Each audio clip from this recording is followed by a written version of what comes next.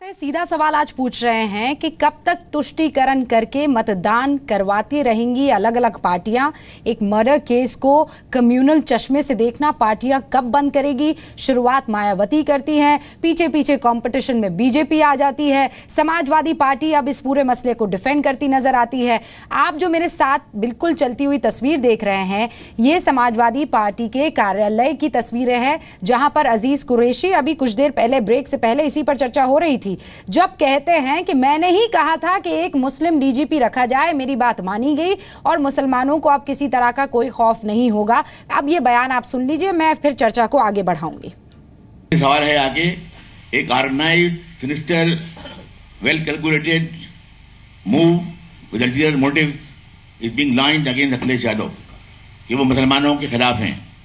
या मुलायम जी ने कहा कि मुसलमान पसंद नहीं करते उनको, और उन्होंने डीजीपी को उत्तर प्रदेश के मुस्लिम बनाने का विरोध किया था। ये बात इंतहाई सरासर गलत है। मैं आपसे ये बात व्यक्तिगत रूप से कहना आया हूँ। डीजीपी का सवाल था कि जब मैं गवर्नर था उत्तराखंड का, उस ज़माने में मैंने एक इन डीजीपी के बारे में बात की थी अखिलेश यादव से, मुख्यमंत्री से, और मैंने कहा था कि उत्तर प्रदेश की परंपराएँ हैं कि जहाँ एक ज़माने में मुस्लिम डीजीपी भी था और मुस्लिम चीफ सेक्रेटरी भी था, इसलिए तुम जगह खाली हो रही है, अगर एक मुस्लिम को डीजीपी बनाओगे अच्छा उसका असर होगा। अखिलेश ने वायदा किया कि मैं पूरी तरह गौर करूंगा। उसके बाद जब बनने का सवाल आया तो उसके 2 हफ्ते पहले फिर मिला उनसे मैं, और उसके बाद 1 हफ्ते बाद फिर मिला के ये अखिलेश ने कहा मैंने दिखवा लिया है। हालांकि सीनियरिटी में 30 नंबर है उनका। घनश्याम तिवारी जी, अब क्या कहेंगे इस बात पर? ये वही जगह है जहां से अखिलेश यादव और मुलायम सिंह यादव प्रेस कॉन्फ्रेंस किया करते हैं। जो मैं पहले के पार्टी कार्यालय से हो रही है सर। बिल्कुल जो मैं पहले कह रहा था वही कह रहा हूं कि मैं कुरैशी जी का प्रवक्ता नहीं हूं, मैं समाजवादी पार्टी का राष्ट्रीय प्रवक्ता हूं, और जो हमारा अभियान चल रहा है वो व्यापक है, पूरा प्रदेश देख रहा है, वो ट्रांसपेरेंट है। हम काम के आधार पर वोट मांग रहे हैं। सर, ये पुलिस मुख्यालय में प्रेस कॉन्फ्रेंस नहीं हुई है ना घनश्याम जी, आप कैसे इसको जज कर जाएंगे? कैसे? ये आपके पार्टी के कार्यालय में हुई है प्रेस कॉन्फ्रेंस। देखिए, मंत्री आपके राजेंद्र चौधरी बगल में बैठे हुए हैं।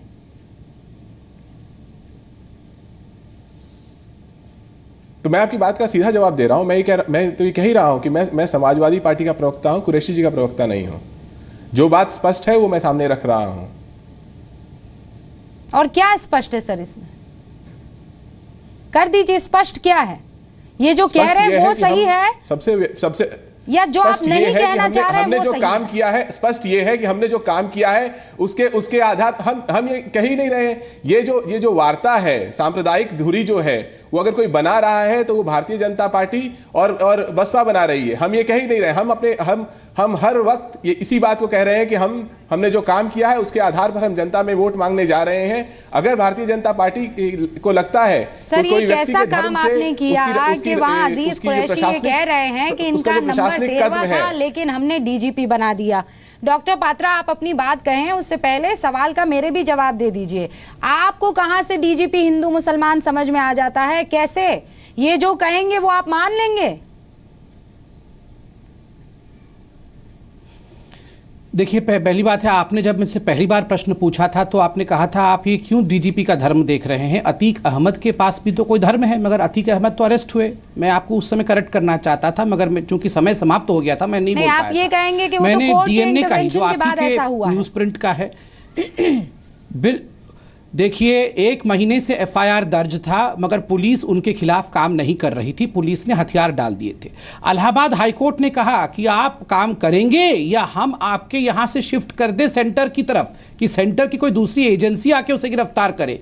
तब जाके नैनी पुलिस ने अफरा तफरी में, क्योंकि डीजीपी के ऊपर डायरेक्टली बात बनती, कोर्ट ने फटकार लगाया था, तब जाके अरेस्ट किया, वरना डीजीपी क्या कर रहे थे।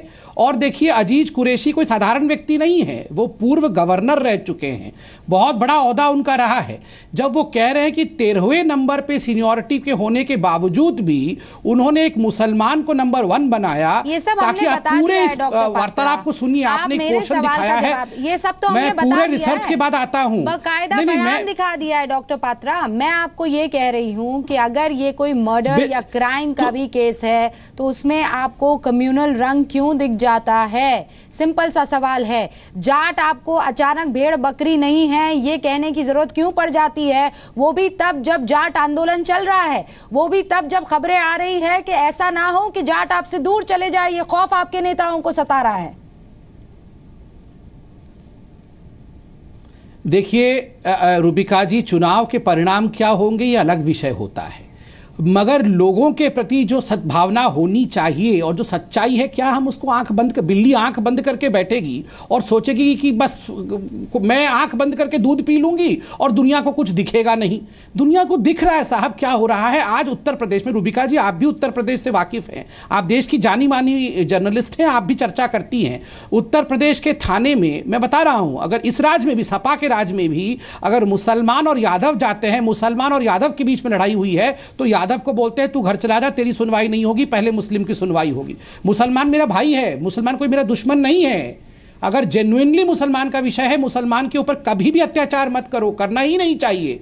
मगर ये आप किसी भी एक धर्म संप्रदाय को कहोगे कि तुम्हारी सुनवाई ही नहीं होगी, हम केवल उसी की सुनेंगे क्योंकि वो उसको हमने वोट बैंक बनाया हुआ है, तो एक ना एक दिन तो गुस्सा आएगा, लोग पूछेंगे भैया ये हो क्या रहा है, कब तक हमें अपने जूते के नीचे रगड़ोगे, कब तक ये हमारे साथ अन्याय करोगे? और ये सत्य सबको पता है, मगर सब लोग शाम को धर्मनिरपेक्षता फोरफ्रंट पर आ गई है। ठीक है, और ये जानते हुए कि दूसरे चरण के चुनाव इन्हीं इलाकों में होने वाले हैं जो हमेशा से सेंसिटिव रहे हैं। मैं रामदत्त जी आपके पास आ रही हूं, मुझे ये समझाइए सर, आप तो बहुत नजदीक से उत्तर प्रदेश में नियुक्ति एक बात कहना चाहूंगा तिवारी जी, मेरे दोनों मेहमान बहुत टाइम से बैठे हुए हैं, ये बहस हम चारों को लेकर कर रहे हैं, इसीलिए मैं आती हूँ आपके पास। रामदत्त जी, आप बहुत टाइम से ये पॉलिटिक्स जो है उत्तर प्रदेश की आप देख रहे हैं, समझ रहे हैं, कवर कर रहे हैं। सर, ये धर्म और जाति के आधार पर कब से नियुक्तियां होने लगी? भाई मायावती होंगी तो फिर वो कहेंगे वो दलितों का ख्याल रखती थी, अगर वो किसी तरह से क्राइम में लिप्त होते तो उन पर कार्रवाई नहीं होती, ये आरोप लगे होंगे। अब मुसलमानों को लेकर आरोप लगने लगे हैं, ये कब से होने लगा सर?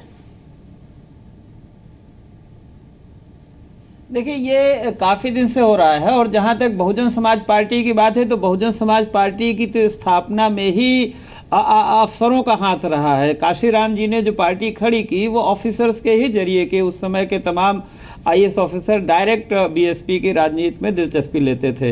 लेकिन जो आपने अभी जो बयान सुनवाया अजीज कुरैशी साहब का, ये तो एक जो आदमी गवर्नर रह चुका हो उसके लिए बहुत ही मैं समझता हूँ कि ये बहुत ही घटियापन का इन्होंने इस तरह से बात कही है कि वो उत्तराखंड के गवर्नर रहते हुए उन्होंने ये कहा, फिर ऐसे कहते हुए कहा। तो एक जो डीजीपी एक अच्छे मेरिटोरियस ऑफिसर हैं, मैं तो समझता हूँ ये उनकी ही तौहीन कर रहे हैं। एक बात, लेकिन देखिए इसका ये बात तो साफ है कि समाजवादी पार्टी और बहुजन समाज पार्टी मुसलमानों को लेके उसी तरह से राजनीति कर रही है जैसे एक ज़माने में वीपी सिंह और मुलायम सिंह के बीच में होता था कि अलीगढ़ मुस्लिम यूनिवर्सिटी में या बम्बई में जाके काली टोपी पहन के कौन में ज़्यादा है, तैसी दोनों में होड़ लगी हुई है। लेकिन इसका ये मतलब नहीं है कि एक चैनल में बैठ के राष्ट्रीय कोई एक पार्टी के प्रवक्ता ये कहेंगे जाट भेड़ बकरी, जाट भेड़ बकरी नहीं है, और वो जवाब देंगे। इस तरह का उकसाना मुझे लगता है आपको रोक लगानी चाहिए। इस तरह का बयान तो टीवी पर नहीं आना चाहिए, तो उकसाने वाला बयान है। हमारा काम है उसको एनालाइज करना, ना कि हमारा काम है उसको और ज्यादा हवा देना। ठीक है, इस पर जवाब डॉक्टर पात्रा आप भी देना, लेकिन घनश्याम जी इस पर आप भी जवाब दे दीजिए। 27 जिलों की सूची बकायदा बड़े होमवर्क के साथ आप लोग तैयार करते हैं कि यहाँ हमने मुसलमानों के लिए क्या काम किया है, तो सर बाकियों के लिए भी काम गिना देते, इनके लिए क्यों जरूरत आन पड़ी? क्यों नहीं गिराएंगे? अगर हमने काम किया है, हमारा आधार वोट मांगने का है, आप सिर्फ मुसलमानों के लिए काम करते हैं सर, उसके लिए वोट दीजिए। यदि हम लैपटॉप अगर नहीं, जब हमने लैपटॉप बांटा तो हमने किसी एक धर्म संप्रदाय को आधार में रख के लैपटॉप नहीं बांटा। आज हम कह रहे हैं कि अगर हम स्कूलों में घी देंगे, दूध देंगे, तो किसी एक जाति धर्म के आधार पे नहीं कह रहे हैं। यदि हम सड़कें बनाते हैं पूरे प्रदेश में तो किसी एक जाति धर्म के आधार पे नहीं कह रहे। अगर हम कहते हैं कि महिलाओं के लिए उत्तर प्रदेश में, आप रूबिया जी आप स्वयं महिला हैं, उत्तर प्रदेश में 1 करोड़ महिलाएं हैं जो 15 से 24 वर्ष की उम्र की हैं, जिन्हें शिक्षा और नौकरी दोनों की जरूरत है। अगर हम कहते हैं कि उनके स्वरोजगार को प्रोत्साहन देंगे तो हम धर्म और संप्रदाय के आधार पर नहीं कहते हैं। ये राजनीति भारतीय जनता पार्टी की है और ये राजनीति बसपा की है। ये वादों का पिटारा नहीं है। सिर्फ 27 जिलों में मुसलमानों के लिए ही बोल रहा है, वो लिस्ट तैयार करनी पड़ जाती है आपको।